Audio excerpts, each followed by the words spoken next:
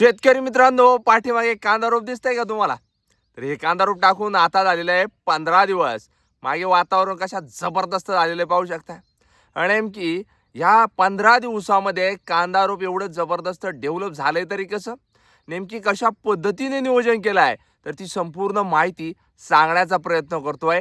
जय शिवराय, नमस्कार शेतकरी मित्रांनो. मी मिलिंद भोर, कांदा लागवड उत्पादक शेतकरी. स्वागत करतो तुमचं मिलिंद भोर या आपल्या परिवारामध्ये, शेतीविषयक यूट्यूब चॅनलमध्ये. शेतकरी मित्रांनो, लक्षात घ्या, मी मिलिंद भोर आधी प्रॅक्टिकलमध्ये माहिती घेतो आणि तीच तुमच्या समोर सांगण्याचा प्रयत्न करतो. कांदा पीक हे आमच्यासाठी काय नवीन नाही, इथून मागे मी करत आलेलो आहेच आणि भरपूर शेतकऱ्यांना याचा अनुभव देखील आलेला आहे. आता हे कांदा रोप जे 15 दिवसाचं झालंय, तर नेमकी नियोजन कशा पद्धतीने केलं आहे, तर यापूर्वी आधी आपण काही व्हिडिओ बनवून ठेवल्या होत्या, त्या स्टेप बाय स्टेप चालल्या होत्या. आता हे 15 दिवसाचं नियोजन कसं केलं आहे, तर सुरुवातीला जमिनीची निवड, डोंगर उतारी ढाळी जमीन याचं आम्ही नियोजन केलं होतं, जेणेकरून जास्त पाऊस झाला तर पाण्याचा निचरा होऊन जाईल. त्यानंतर आम्ही काय केलं की ट्रॅक्टर चालत नव्हता, तर बैलांच्या साहाय्याने आम्ही यामध्ये कुळव फिरवला आणि बेड तयार केले. 3-3.5 फुटाचे बेड तयार केले, मध्ये खाचा तयार केल्या. आता महत्त्वाचा प्रश्न आला, तर तो म्हणजे यामध्ये सिंचनाचं नियोजन कसं करावं. तर पाहू शकताय आपण रेन पाईप आहे, तर याचा वापर केला. पण सर्वात महत्त्वाचं आहे की यामध्ये आपल्याला बियाणं टाकायचं होतं. बियाणं हे दर्जेदार आणि क्वालिटीच असणं गरजेचं आहे. यासाठी यावर्षी मी जे बियाणं निवडलं आहे, तर क्रिम्सन रेड बॉस हे बियाणं निवडलं होतं. आता हे बियाणं घेतल्यानंतर ह्या बियाण्याचा 100% उतार झाला पाहिजे. यासाठी या बियाण्याला काही बीज प्रक्रिया करावी लागते.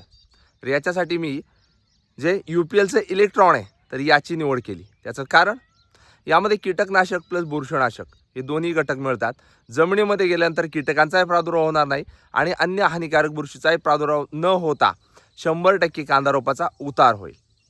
त्यानंतर कांदा बियाणं ज्यावेळेस टाकलं, तर त्यावेळेस कुळवाच्या साहाय्याने जे आपण माती आड केलं बियाणं, त्यानंतर बरोबर 5व्या दिवशी त्याच्या आधी पाणी दिलं आपण आणि त्यानंतर संततधार पाऊस चालू होता, तरी देखील यामध्ये 100% उतार झाला.